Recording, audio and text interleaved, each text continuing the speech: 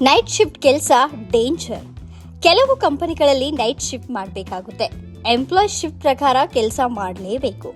ಆದರೆ night shift ನಾವು ಅಂದುಕೊಂಡಷ್ಟು ಸುಲಭವಲ್ಲ.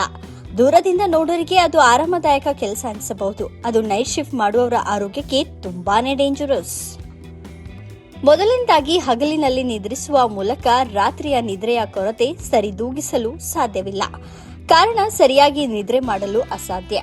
ಎರಡನೆಯದ್ದು ವಿವಿಧ ರೋಗಗಳ ಅಪಾಯ ಹೆಚ್ಚಿಸುತ್ತದೆ. ರಾತ್ರಿಯಲ್ಲಿ ಕೆಲಸ ಮಾಡುವ ಜನರಲ್ಲಿ ಕಿಡ್ನಿ ಸ್ಟೋನ್ ಸಾಧ್ಯತೆ ಹೆಚ್ಚಿರುತ್ತದೆ.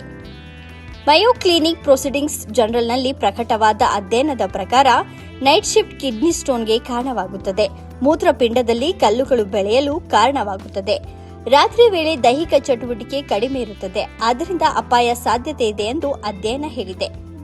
ಚೀನಾದ ಸನ್ ಯಾಟ್ ಸೆನ್ ವಿಶ್ವವಿದ್ಯಾಲಯ ಸಾಂಕ್ರಾಮಿಕ ರೋಗಶಾಸ್ತ್ರ ವಿಭಾಗದ ಪ್ರಮುಖ ಸಂಶೋಧಕ ಯಿನ್ ಯಾಂಗ್ ನೀಡಿರುವ ಮಾಹಿತಿ ಪ್ರಕಾರ ರಾತ್ರಿ ಪಾಳ್ಯದಲ್ಲಿ ಕೆಲಸ ಮಾಡುವ ಜನರಲ್ಲಿ ಮೂತ್ರಪಿಂಡದ ಕಲ್ಲುಗಳು ಬರುವ ಅಪಾಯ 15% ಹೆಚ್ಚಾಗಿದೆ.